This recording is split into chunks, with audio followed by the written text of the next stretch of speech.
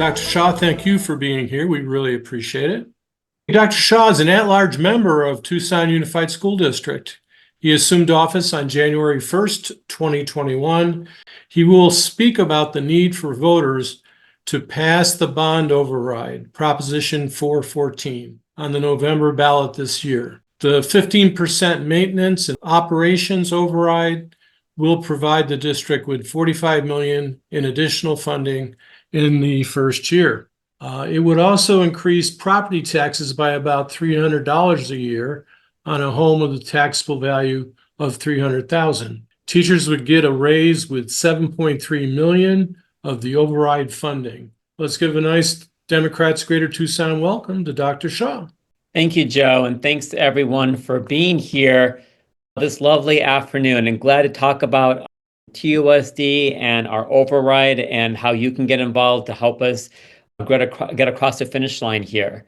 I love being in front of DGT, and I know, Joe, your introduction was correct. I'm an at-large member. I'm the clerk this year of the board.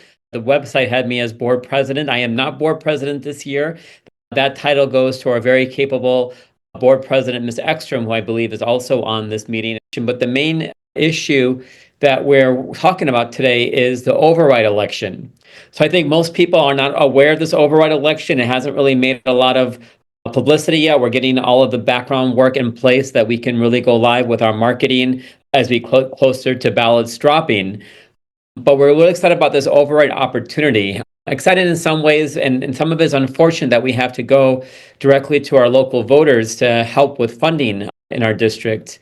As most of you, we've been trying over the last couple of years and even longer to try to convince our state legislature to stop funding vouchers and other programs that are funneling money away from public education and actually do their part to properly fund public education. We are dead last or close to dead last in terms of funding by our state government for public education. I think we always battle Mississippi and maybe another state or two for that last place finish each and every year. And that's really sad because we have a lot of resources in our state that are going to different places. And some of the federal issues that we're facing, Title I cuts to other things that go directly into our district to work with our low-income students and those from different backgrounds. And so we're faced with a lot of headwinds in terms of funding issues in our district. Now, I'm really glad that we had a lot of funding during our COVID years. I think one good thing that came out of the pandemic was the federal commitment to fund public education. Our district received, I think it was $270 million over the couple of years of COVID to help fund. Some of it went to capital, help improving some of our spaces to make it ready for outdoor spaces, learning issues there, how we can use our facilities better to spread students out and update things and new furniture. But a lot of it went into learning loss positions. We were able to hire in a number of reading interventionists, MTSS coordinators, counselors, social workers, and other positions throughout our 88 schools in TUSD, which has led to a lot of growth amongst our student body in terms of reading and math. And hence the letter grades that we have when we have 80% of our schools A, B, and C rated, and more than half of our schools A and B rated in terms of their state letter grades. So we had a lot of these programs in place over the pandemic. And as the ESSER money or the COVID relief money ran out, the last bit of it ran out last year in September of 2024, we found some other sources of funding to keep a lot of those programs in place. But we're at a crossroads here with the lack of state federal funding and the changes in the federal funding that we are going to the voters for some help to keep these programs and services going for our students and to expand programs and services that we know we want for our students. And so we're asking for a 15% override. This will be on the November election, the same ballot that most of us are receiving for city council will have the TUSD override, Prop 414 on it. So we're asking for a 15% override. Now, let me just take a step back on what's different between the override today that we're asking for and the bond that we had passed a few years ago. So back in 2023, we were able to pass a bond, and thank you to DGT and all of your support and all the volunteering and hours and talking to your neighbors and friends and other voters to get that passed. We passed that by a 60%, 40% margin back in 2023. So that gets $470 million into our district over the next decade, and that money can be used for capital and infrastructure. Only can be used to help upgrade our buildings, to buy new buses, to buy IT infrastructure. It can't be used for salaries and teacher salaries or programs or services for our students and families. It can only be used for capital and facilities and infrastructure, purchasing equipment, large equipments and buses and things like that. So that was a successful venture. We were able to get that in place. Ms. Ekstrom, who is our board president, she is the board liaison to the Bond Oversight Committee. That's an open meeting committee that we have once a month that's looking at all the different proposals and bringing recommendations to the board on how to spend that money. We've been able to use that for HVACs. We've been updating so a lot of our schools, I think over 20, if that's Ms. Ekstrom can confirm that's correct or not, have new HVAC systems in place thanks to all of you and our voters here approving that bond initiative 2 years ago. We're able to buy new buses. We're able to upgrade our IT infrastructure. We have updated one-to-one devices for a lot of our students. We're updating our plumbing and infrastructure behind the scenes, as well as some of our fields and sports facilities in front of the scenes that we can see. A lot of new marquees and other things that we're able to approve thanks to the bond fund. So a lot of great work in our 88th school for our 40,000 students, thanks to the bond. Now we're doing something different this year. We're going for an M&O override, a maintenance and operations override. So we get a money from this, as a formula from the state government, approximately about $5,000 per student that's in our district. And we're asking for a 15% override, which means that whatever we were supposed to get based on our student enrollment, we would get 15% more, which should be about $45 million a year. And we're hoping to do a number of different things with this override. A lot of it's going to go towards salary and benefits for our teachers. And I think there's a question in the chat about losing teachers and salary, teachers and staff. We are definitely working on competing both with other districts as well as with non-educational private sector. We are losing teachers to jobs outside of education.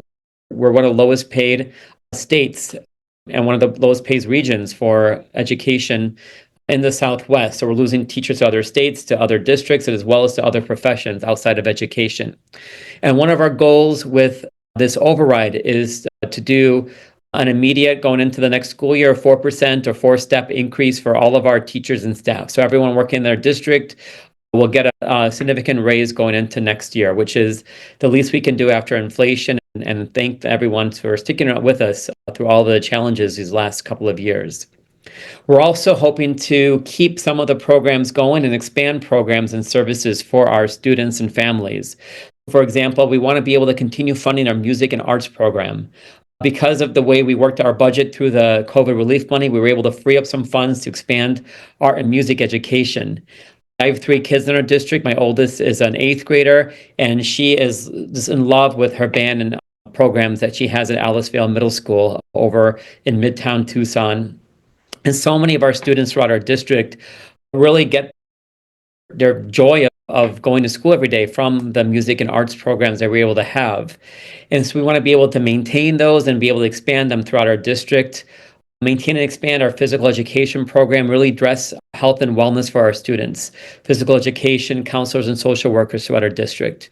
We want to be able to increase early childhood education in our district as well, and really fund those reading intervention and other programs that we have that are helping our students that are struggling with reading and math and writing really succeed and get some pull out and intensive services.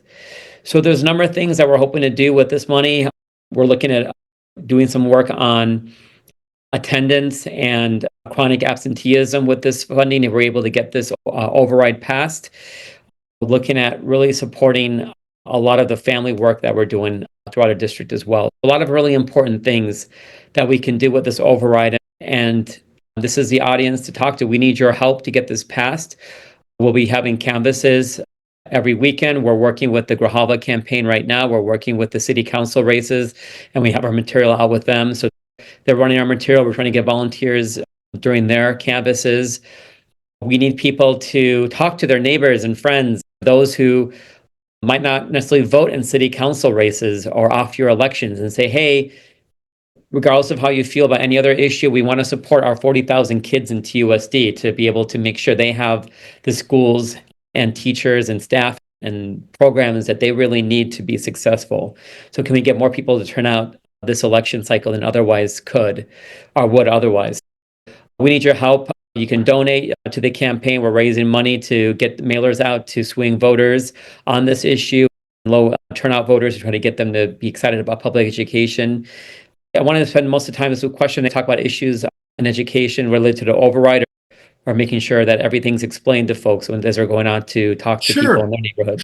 I know our budget really reflects the priorities of our board, and we have an audit process. We have external auditors that are looking at our budget and haven't had any major issues with that. I know might be some things on a budget booth that you're looking at that might not be reflective of what's going on in the district, but I know our overall budget really reflects our priorities. And I really hope that we can pass this override because we want to prioritize our students and make sure they have the services. And if the override doesn't pass, we're going to have a really big budget deficit in our future and a lot of cuts that we're going to have to make as a district and reprioritizing. I really hope the voters support the kids and support the district because 40,000 students in our region rely on TUSD schools for their education, not just their education, but their mental health and counseling services, their extracurricular activities, and so many other really important things that shape their future. And I really hope that our community comes out strongly without any equivocation in support of TUSD and support of our kids and our teachers and faculty, because we can do a lot of good for our community with this override that will hopefully pass in a few months. Varathan, go ahead. I don't have the kind of acquaintance with the budget, Dr. Shah, that Lillian has. So my question is a much more general one. It seems to me that there are several very big drains going on in the system on all of public education. That should include TUSD as well. On the one hand, there is and this is not related to the budget override at all. It's a more general question, okay? It seems to me that the kind of money that is going away into the charter schools is eventually going to deplete to my mind at least, it's going to deplete the public school systems of funds. That's one problem that I see one has to anyway face up to. The other one is that the actions of the federal government, which is gradually cutting away any kind of public support for education in general, would result in shortages of federal funding that might directly, indirectly, in some darn form or the other, come down to TUSD and other school districts. Is this something that you anticipate countering or doing something about over, say, the next 10 years or so? No, absolutely. And thanks for bringing it up. I'll talk about the C word, competition, in terms of our public schools and what we're facing. We had a really interesting presentation a few months ago in the springtime that looked at not just like what's going on in terms of charter schools and the ESA vouchers, but what's also going on demographically right now in our region. And we know that we have less kids that are school age. The kids that are coming through like our elementary schools now are the ones that were born in the pandemic. And we know the birth rates went down, a lot of things changed. And as our older kids are the ones that came through from the 2008 financial crisis, when of course birth rate went down around that time as well, when we have financial crises and other things. So we're facing demographic challenges as our population here in Southern Arizona, especially in the district of TUSD, ages. A lot of the younger families are moving into the suburbs, Saurita, Vale, Oro Valley, and other places, as a lot of the families that are here in Midtown Tucson or other parts where a lot of our district has a lot of its schools are changing and becoming older and older families, and they aren't moving out after their kids graduate. And so there isn't a lot of much turnover. We are seeing some growth in the southwest part of TUSD, and we'll look at what that means for the future of our capital funds and schools. But we do have the issues of demographic issues, as well as what does it mean for the increasing competition. The charter schools that are here, the ESA vouchers, when parents, most of whom haven't chosen public schools ever for their kids are Mhm. taking the state money, and so there isn't enough left over for the public schools. And so we are definitely working on that, and we're addressing this in a number of different ways. One of it is making sure we're having the structures in place to address chronic absenteeism. A lot of our, so when we talk about our funding formula and what drives how much funding we get from the state, it's not just a body that's enrolled in our schools, is how often they're coming to our schools. So we talked about this, the term average daily membership, or ADM, and that's what Ricky, our CFO, talks to us about, and what we get to the state in terms of our funding. And so this ADM, so if a student is absent, they don't count for our membership, even though they're enrolled with our schools up to those first 100 days when the budget is set for the district. And so if we're able to address some of the issues of chronic absenteeism for our students, we'll be able to increase that ADM for the enrolled students that are with us, and that's going to help drive some funding as well. And Dr. Trujillo is working and looking at some initiatives. There was a conference a week or two ago that a lot of his team went to. They're trying to bring some ideas into our district. We're hoping to use some of that override money to work on this in our schools as well in the next couple of years, to really work on that, not just in terms of the budget and fundraising and funding, but we know that, of course, if they're not in school, they're not learning. So we want to make sure we address their academic needs, their social emotional needs when they're here with us, if they're coming more often. So that might be more afternoon, evening classes for those high schoolers that just aren't coming in the morning. It might be more work with the parents to an elementary school level to help figure out what transportation they need and what other things we can do to help get the parents to get their elementary school kids to school on time. So a lot of different initiatives that Dr. Trujillo is vetting with this team right now. And Dr. Trujillo, Gabe Trujillo, is our superintendent here in TUSD that we've talked about over the last couple of months as he's trying to figure out how to address this more effectively. So that's one issue. Another issue is working with our consultants. So we have a lot of the consultant that works nationwide with public schools that's working with students that disenrolled to try to bring them back, figure out what was the issue, work with the schools on communication and things so that they can help really with that personal touch and that customer service for a lot of the families that are choosing other school systems or leaving TUSD for other districts or charter schools. So we're working on some of the customer service and some of the work with our consultants to help bring families back into our district. And then over the next couple of years, and I don't want to be premature or anything about any of these things, but we have to look at our district and where our schools are located. Do we need to consolidate some campuses where there are less younger families with younger kids and build some schools where there are some growth, like in the southwest part of Tucson? So over the next, after the override, we'll be able to see where we stand budget-wise as a district generally, and then we can start having some of those really tough conversations on what the future of our district looks like in terms of locations of our schools and where we're really focusing our energies on. Did that answer your question? Thank you. Thank you. Partly, yes, but I was thinking of a much more broad brush kind of thing. In general, with this kind of funding that is attacking all of our public schools, not just the USD, is there a possibility that the public school systems can get together and place some kind of pressure to, I don't know if it's foolish or not, but is there some way in which you can actually put some pressure on the legislature to stop funding the charter schools and give more back to the public schools? Well, because I know that the public would support you on this. Yes, absolutely. We're working. That's why I'm here today, to be honest. There's only so much we can do in Phoenix and in DC ourselves. It's going to really take all of us working together to elect the best people that are going to be public education advocates. And we're able to flip a seat in LD 17 thanks to a lot of your efforts here on this call a few last year, and that really makes a difference. And we got to flip a few more and keep the seats that we have to really make that push in the state legislature. I think if we can flip the state legislature in 2026 next year, that's going to mean a huge change and huge difference for our public schools. And we have TUSD has a lobbyist. I'm talking to a lot of our elected officials here locally, most of them who are Democrats, luckily, and most of them we have a former TUSD teacher who is a state rep. We have other people who, most of the state reps and state legislatures here have their kids in TUSD schools or other public schools. And so they came from school boards.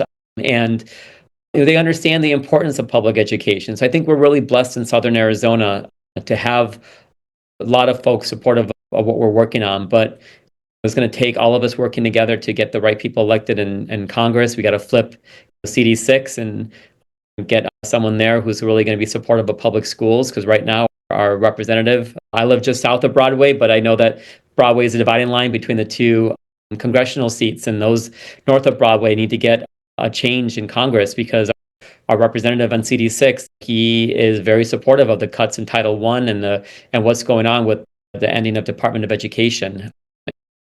And so, yes, I think there's only so much we can do as a school district, but it really is all of us working together. And that's why we have organizations like DGT and others to bring us together just to talk about these issues and make sure that we're all on the same talking points and on the same page of how important it is to support our public schools.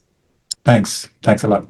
I can address Susie's question really quick about volunteerism. Yes, like we need more volunteers. We have a process in place to get volunteers. She mentions in her chat question, the Reading Seed Program, Literacy Connects, and thank you. I know I met you, Susie, and I think it was at Menlo Park, right, or the school on the west side. And so if you want to volunteer, read to students, work on projects, work on your local neighborhood school, and get every school can use folks. And of course, every school can use the tax credit money, $400 for a couple. That is going directly to the site council to make decisions. There's no centralization of that funding, so TUSD doesn't control that funding.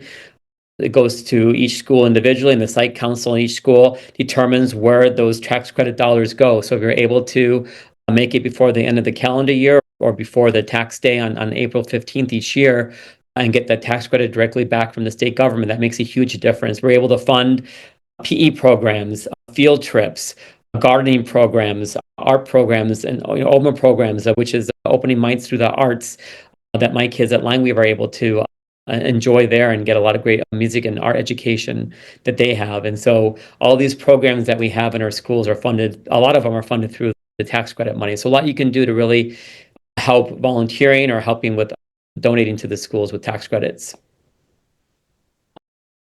I think you might have addressed this briefly in your opening remarks, but Susie asked, are we still losing teachers and staff? Could you talk about that a little bit more? Yeah, it's hard to compete for sure. And so I think I mentioned earlier that we have some of the lowest teacher pay of any state in our region in the Southwest. So we lose teachers to Las Vegas. We lose teachers less so to California because the cost of living is so high there, but to other places in the Southwest. And we also lose teachers to other districts. Every other school district in our region here in Pima County has an override, and we're the only district that doesn't have an override. We're the largest district. A plurality of students getting their education in Pima County go through TUSD schools. So we're the only ones without an override. And one of the first things we're going to be able to do with this override is going into the next school year when the money would start is to be able to give teachers and staff raises. And yes, we are losing teachers. We have openings throughout our district. I think it's less than it was during the pandemic. When I go to schools, oftentimes I'll ask the principal, how many openings do you have? What positions are you trying to fill? And it's less dire than it was a few years ago. I think they've done a good job with all the new principals that we have in our district, really building that culture of respect and autonomy for our teachers. And so hopefully we'll be able to keep more teachers beyond just the pay and salary and benefits. But we need some help to make sure we can continue recruiting and retaining some of the best and brightest to help with our 40,000 kids here in our district. I'm not quite clear myself on what the difference really is between a bond and an override. Can you talk about that a little bit more and elucidate the differences? Yeah, so 2 years ago, we passed the bond here in TUSD. So the bond can only be used for capital and infrastructure. So with the bond, we had 4 categories in that bond that we passed 4 years ago. One of them was facilities. So we're able to get new HVACs, get new plumbing, get new fields and marquees. We're hoping to get some flooring updated, some walls updated, some of the cosmetic things as well for some of the buildings. Our average building is about 50 years old in our district, of our school buildings. We're able to do security and safety was the other big category. So something I forgot to mention earlier. So some of our schools have new fencing, some taller fencing to help folks from outside the school come onto the campus during the school day. We have new gates and new door locking systems, new camera systems in many of our schools as we're upgrading them with the safety and security. The third category was transportation. So we're buying new buses, school buses. We're funding our pilot program. We're going to have 10 electric buses. I was able to step onto our first electric bus, I think a week or two ago when I was at Tucson High for a press conference on electric buses. So this fall, we have the infrastructure going up in our central transportation hub in Midtown. And we're going to have 10 electric buses, and we're buying white fleet cars. We have our yellow fleet buses. We have our white fleet vehicles, which are things that are transportation or security or other people are using through our district as well. And our fourth category is our IT infrastructure. So we're able to buy the devices to have one-to-one ratios for our students and update our centralized technology infrastructure. So that's our bond. So I'm so thankful for this group to helping us pass this bond 2 years ago. So many of our sites are getting some really great upgrades thanks to that. Actually, all of our sites are getting some upgrades as we get through the years. Now, the override is an override of our maintenance and operation budget. An override can be used for teacher salaries, staffing positions, programs and services, which the bond can't be used for. The bond can only be used for infrastructure and capital and facilities and vehicles, big purchases like that. It can't be used for any salaries or positions. And so with the override, we can give raises to our teachers and staff. We can hire or retain and keep the positions that we have that were a lot of them funded from the COVID relief money that we wanted to keep to help support our students. They can fund expansions of programs like our music and arts, like our PE programs, early childhood education programs. So with the override, we have more flexibility on how we spend that money. We can use it to really help support our teacher salaries and benefits and programs and services for our students. Let's see, Sherry Gunsharsky made a comment in the comments that you might want to respond to or talk about. She says she's glad to support the budget override, but she's also seen the advantage of nonprofit charter schools. What can we do to keep kids in charter schools with appropriate special interests? I think she means services rather than private schools. I think charter schools are maybe the right fit for some families. I don't fault families for making their decision on what's the best fit for their students. But all three of my kids go to TUSD schools. I have an 8th grader and twins in 2nd grade in TUSD schools. And I think with our 88 schools, we have an amazing array of services and programs for our kids. And my kids are with so many different kids from all sorts of backgrounds. And I think that's really valuable for them to have that experience. And I'm 100% supporter of public schools. I went through public schools myself. My entire K-12, as well as my college, has always been in public schools. And I definitely am supportive of that for my own family. And I hope that more of our families who choose charter schools might take a second look at TUSD. I don't think TUSD is what TUSD was 10, 15, 20 years ago when a lot of families were making decisions. I think we have a really great governing board that really reflects our community. We have a majority minority governing board. 4 out of the 5 of our governing board members are parents in our district. All of us choose TUSD for our own kids. And our school letter grades and the work that we're able to do for students that are struggling is, I think, competes against any charter school that we're up against in terms of working with some of our highest risk students and those who really need it. And the programs and services we have are second none to anything that exists in our community. So I encourage everyone who's considering charter schools to take another look at TUSD, because I think we're doing some great work in our district. I would point out to people who approve of charter schools, which in certain circumstances may be okay, is that comparing the performance, the academic performance of charter schools to public schools is a bit apples and oranges, because charter schools they have the legal ability to, and they do choose their own students. They will remove students who are not performing academically well and dump them into the public school system in order to juice their own stats. So I would just remind people that sometimes charter schools' performance isn't quite as good as it's cracked up to be because of the way that we've structured the program. I guess I have a different view of charter schools in that, one, they are public schools. They are part of the TUSD. But to hear that the TUSD board is saying, don't go to charter schools, go to our public schools, makes me sad.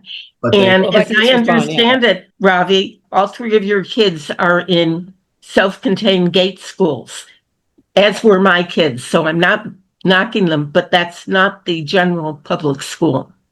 Yeah. No, I appreciate your comments, Sherry, and thanks for bringing those up. And I would say that charter schools, they're publicly funded, but they're not public schools. They're not open to the same requirements that we are in our public schools. You don't get a letter grade for Lehman Academy or Sonoran Science Academy or these other schools because they don't have the same, they're not accountable to the public like our public schools are. And while they're publicly funded, that is true, and they have some requirements being publicly funded, they're not public schools like that. They don't have a governing board that meets and have open meeting laws and calls to the audience. There's really a lot less accountability in those schools. And the charter schools, they don't serve the public. They serve who they want to serve. And when we talk about school choice, it's more the choice of the schools, the private and charter schools, to choose which families they want to bring into their schools. As in public schools are meant for the public. They're meant for everyone. And I think there's a big difference between the public schools and charter schools, even though we're both publicly funded. I guess I'm going back to 25 years ago when my kids were in school, and the definition of charter schools was an augmentation of the public schools. There's a lot of misinformation about charter schools, as well as people continually putting them in the same category as our ESA vouchers, which they are Right. not. They're not exactly. And then I'll comment on Ms. Ekstrom's comment. She's a colleague of mine on the governing board. Her daughter is at Lineweaver along with my kids, and she mentions her daughter is not in GATE and is receiving a wonderful education. And my oldest daughter, some of the best classes she has are her band and orchestra and art classes, and those aren't GATE classes. She's in those classes with everyone at Alicevale Middle School, and she's getting a great experience. And I'm so glad she's able to be somewhere where she's working with students from all different backgrounds. Okay, now would be a great time to jump in and get your electronic hand raised. So go to the bottom of the page, just to the right, and click on reactions, and then click on raise your hand. And I'm going to give a shout out. I had a chance to make some gifts to a TUSD student in honor of, and it's very easy. I thought it was one of the better tax credit websites that we have. So if you haven't checked that out and you're motivated to make a gift, just go right to TUSD, their homepage, and you can designate the school you want your money to go to. Ravi? Exactly. Please do so. When you're through your neighborhood school or whether it's another school, you can get a lot of information on what they need. Just contact the principal if you're ever wondering what they're using their tax credit money for. I'm sure you'll get a great response. And again, this is all based on what the site council wants to do and what their priorities are in that school. Yeah. And talking about charter schools, I've lived in states where there was much more oversight of the charter schools. And what I've been told is there's almost no oversight. I think you've already said that today. Check things out. And what Mike said is true too. People will go to a charter school or a private school now. They'll get the money for vouchers, and then they'll end up leaving the school because the private school doesn't have a program for special ed. And they'll go back into the public school system. So there's a lot of room for reform. Not all here is a woe is us type of attitude. It's up to us as a district, it's up to us as a community to be able to compete against the charter schools and other district schools, private schools. And a lot of it's going to be based on us innovating. And so one of the things we created was the K-6 model. So all of our schools were either kindergarten to 5th grade or kindergarten to 8th grade. And our middle school is 6th, 7th, and 8th grade. So we're experimenting around the district with adding a 6th grade year to a lot of our elementary schools. And we're trying to see how that affects enrollment and giving the parents something that they've been asking for a long time. And so we're looking at ways that we can compete and experiment and really meet the needs of our parents and communities that are looking for something different that only we can offer here in TUSD. Yeah, just out of curiosity, are all the school board members in favor of the override? We had a 4-0 vote for the override. So it was a 4-0-1. Our lone non-Democrat on the governing board ended up abstaining, but we had a unanimous vote of those who voted. Okay, thank you. Okay, Tim Sultan, soon to be substitute teacher. That's right. Actually, can you guys hear me? Yes. Yep. Hi, Tim. I went in to be a sub because I want to spend more time with my kids.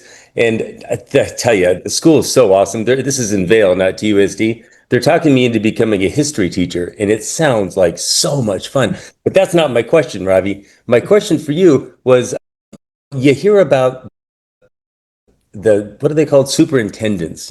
There's Tom Horn, and he sounds horrible. And then here in Pima County, we have a guy I went to high school with, Dustin, and he's a good Democrat. Now, I don't see them interacting much with school boards. Do you interact much with these? Do they matter to you? Yeah, on the local level, so we have Dustin. He's great. He is, like you mentioned, a good Democrat who's really working to help support our public schools. So he's working at different collaborative levels and how school boards can work together. There's some regular meetings that happen among school board members throughout the district or throughout the region here in Pima County. He's helping a lot of work behind the scenes to support our schools and really figure out what's going on in one district, another district, so that we can all learn from each other as well. So I know Dustin's doing some good work locally here in Pima County. And to be honest, the less we have interactions with Tom Horn, the better.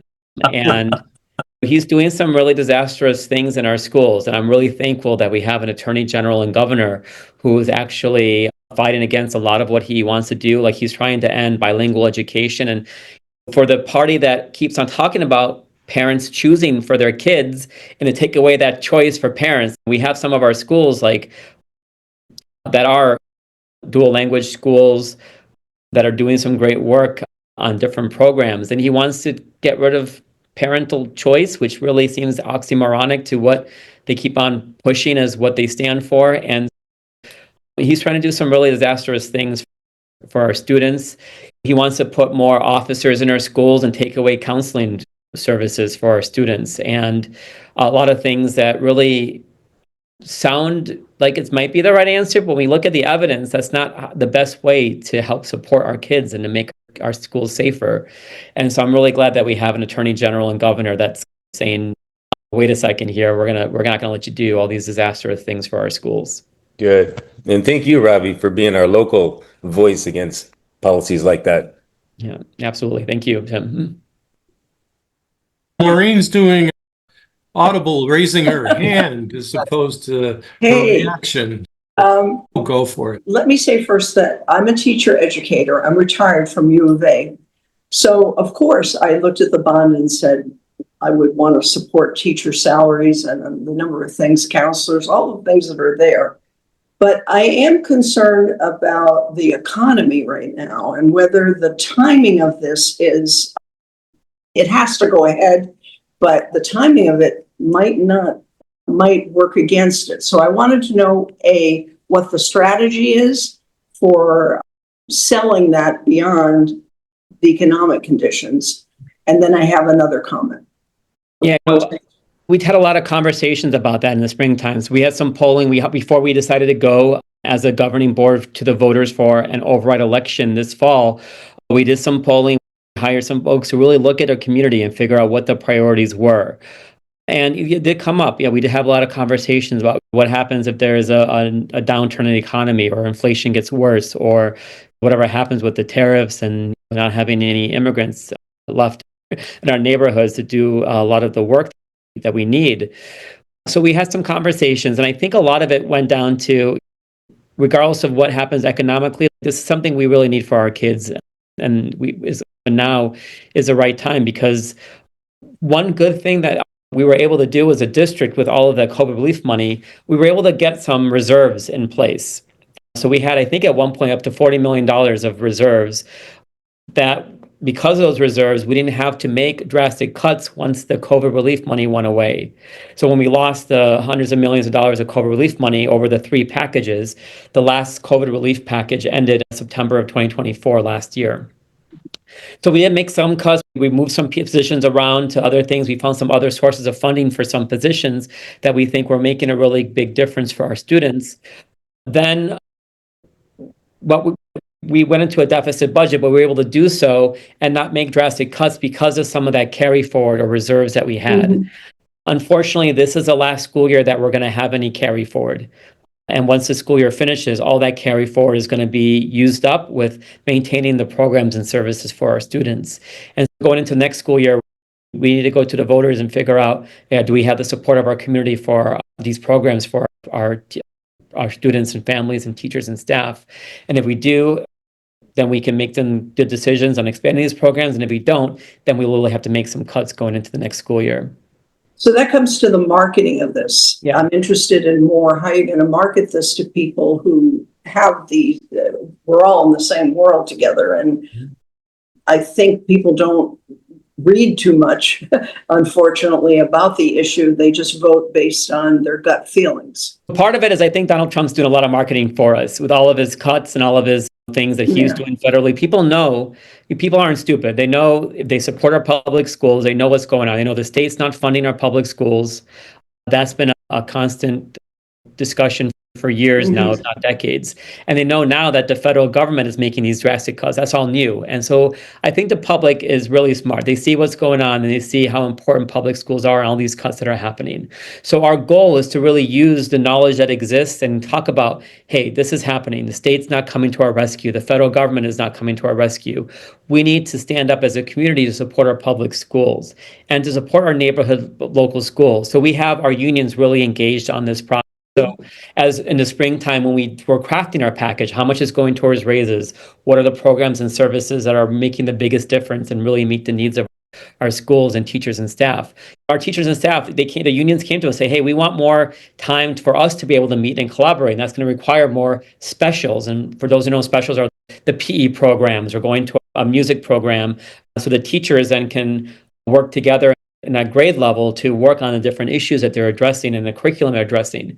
And so they wanted more of that. So they were really involved. The unions were very involved in crafting this proposal that we have before the voters in terms of what we want to do with the override funds if we were able to secure the override. And so our hope is that the best people marketing this is going to be our teachers and staff. And so TEA has been very active in their engagement. They're doing their canvases on a regular basis. They're also going to neighborhood canvases in our schools. The teachers and staff after school are oftentimes going to their neighborhoods around the schools to say, hey, you support this public school that's in your neighborhood. This is what it means for your community. Let's make it more local, even more local than this TUSD as a whole. How can we make this local to every single school in our area? And our hope is to get parents more engaged. We're getting our PTAs and other groups engaged to get the materials out. I don't think a lot of our parents, busy parents of our kids, are going to be voting in the city council race. But hey, can you come out for this override and support the school that you send your kids to? Going into what we went into our programs, a lot of it came from our polling. So what are things that we need as a district and what polls well with the public? So things like early childhood education is something that polls really well here in Tucson. Tucson really favors making sure kids get the preschool that's evidence-based and is important for their success long-term. And things like that we wanted to include into our override. We're emphasizing more in our marketing than other things that might not be as poll ready, but are important as well. So we're using that data that we got in terms of what really makes a difference. So career technical education, making sure our kids graduate, addressing chronic absenteeism, all polled really well. We're making sure we're emphasizing some of that in our marketing. Yeah, I just wanted to follow up on the point that Maureen Kelly was making. I think to a great extent, what is going to happen is that as the impact of these cuts from the federal government begin to be felt on everyone and in every way, we are all of us going to have to tighten our belts, not only to face the reduction in our own incomes, but also in order to be able to sustain things at a social level within our localities. And I think one of the most important things that we have to think about is what are we going to do to save our children at the time that this kind of a crisis is engulfing all of us. And in that context, I think it's very important for us to look at this bond, this Override, yeah. override. Sorry, I'm as bad as anybody else. See this override as something that really has to be done in order to help our children move forward and even stay where they are. It's really awful what's happening. Yeah. And if you look at the economy, I hope people can consider this as an economic infusion locally. $45 million going straight to is not going to any big consultants is going to our teachers and staff. We're going to be able to give raises to our teachers and staff. Some of our lowest paid, we have a lot of staff making minimum wage that are doing work, and it goes to our cafeteria workers, it go to our monitors and the buses in our schools, it's going to everyone in our district. That's going to be a huge economic burst and stimulus to our community. It's going to be able to retain people into their positions and hire some new folks into the positions. So I think hopefully this will mean good things for the local economy. We can get this passed as well. Let's go. Susie. Bharat, Dr. Shah, are you still working in medicine? Ravi is fine. It could be informal is fine. Yes, I am still working in medicine. I'm a family physician and Okay. still seeing Well, patients. that's my question. With the onset of the Taco Trump administration, it seems we are seeing the dumbing down of America. How do we make inroads into turning that around? More parents are homeschooling their kids. I'd be terrible. I mean, I'm not a stupid person. I see the value of so many points of view that they can get in class and so many subjects that might foster an interest. How do we turn that around? Unfortunately, a lot of our federal agencies are not using evidence and data and science anymore to make their decisions. And I'm really proud to be part of a governing board that is the opposite. We are making sure, our governing board is making sure that our curriculum reflects the best science and data available. Our family life curriculum that before we were elected, I got to be part of that committee that put together the curriculum, and we made sure it's medically accurate. We're teaching kids the truth about their bodies, and that's really important. Last year, Susie and group, we passed one of the most comprehensive climate action policies of any school district in the entire nation. And part of that climate action policy was going to be education and training of our students to make sure we have environmental classes, that the students are learning what is man-made climate change and what is our role in creating the climate change and mitigating the climate change. And so that's a really important component to passing climate mitigation, is make sure we're educating the students on the truth behind the science behind climate change. And so I'm really proud that we're a district that is science first, data first, truth first, and not making sure that we're putting that into our policies that we pass. I'll address some of the administrative costs. Lillian brought up twice in the chats. The data I've seen from the Auditor General, we have some of the lowest administrative costs, and we can argue offline about this, Lillian. I don't want to spend too much time here at DGT about this, but the data doesn't bear that out. We are at par, if not better, than a majority of our districts in terms of administrative costs. Our administrative costs are about anywhere between 8 and 11% each year, which is on par with other districts, especially those our size. And while, yes, we are making cuts to administrative costs going into this school year, into the 25-26 school year, we did make a significant cut to administrative costs. That's the first place that we're cutting any of our budget, is coming from as far away from the students as we can. We don't want our cuts to affect students, and our hope is that we have to make cuts in the future, we can keep them as far from the classrooms as possible. So we are focusing on making sure we reduce administrative spending as much as possible as a district. There's sometimes opportunities to have such a good discussion and to share with each other beliefs that we really hold. And thank you for being here as a participant. And Ravi, thank you for being a wonderful guest. Thank you for having me. I really always appreciate talking to DGT over the years, and really thankful for this group for being the strong public education advocates that you are. And again, we need your help. Please do what you can to help pass this override. Join a canvas, donate to the override. Is the website. I'll put it into the chat in just a moment, but it is yesfortusd.com, and you can learn more about the different components of the override. Please let your friends and neighbors and your community organizations know, hey, the state's not helping, the federal government's cutting. We got to support the 40,000 kids that need our help as a community to make sure we have these programs and services. Just expanding whatever that meets your neighbor's needs. I think this is a really feel-good a proposal that we have in place, be able to expand reading programs and math intervention programs for kids that are struggling with math and reading, being able to bring in more physical education teachers around them. We want every elementary school to have physical education for all of our students is one of our goals with this override that we can, I think, accomplish if this override passes. And of course, giving much needed pay raises to our teachers and staff. Whatever the heart goes into, I think we're addressing part of it in our programs and what we are proposing for this override funds. And so take a look at the website. If no one else has done it, I'll put it in the chat. And yeah, we'll hopefully get your support and vote on the November election. But we need your help to make sure everyone knows about this override and why it's important to get this passed.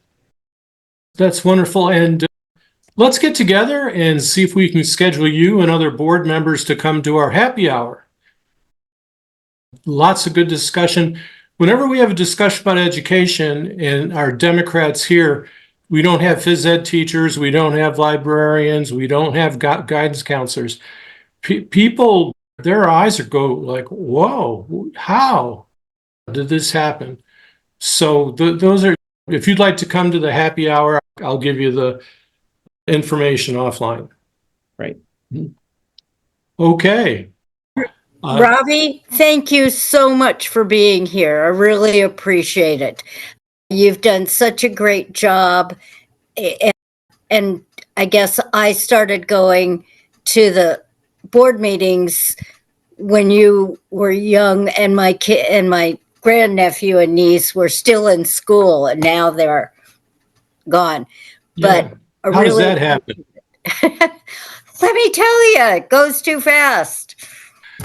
But, I appreciate Susie, but I want to make sure we give credit where credit is due. It is really this amazing governing board. Ms. Ekstrom, thank you for being here, our board president. And we have a really great governing board of parents that really care about our district. And our first goal is making sure our schools are working for our families and all 40,000 kids and their families in our district. And so I think that's a really important change. We are a governing board of parents. And we really care about not just what our next election cycle looks like. I know we're not looking towards 26 or 28 when we make decisions.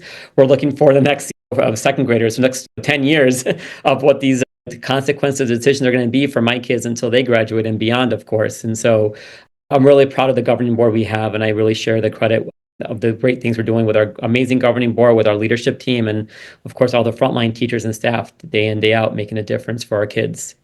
I'm going to put an invitation for next week, Monday, not today, Monday, but next week, Monday. The override has an event at Bruce Burke, former governing board member, at his home for the override. So if you want to learn more, learn about how you can get more involved, support the override, it's going to be next Monday. I'm just trying to see if I can put it into the chat here so everyone has access to that.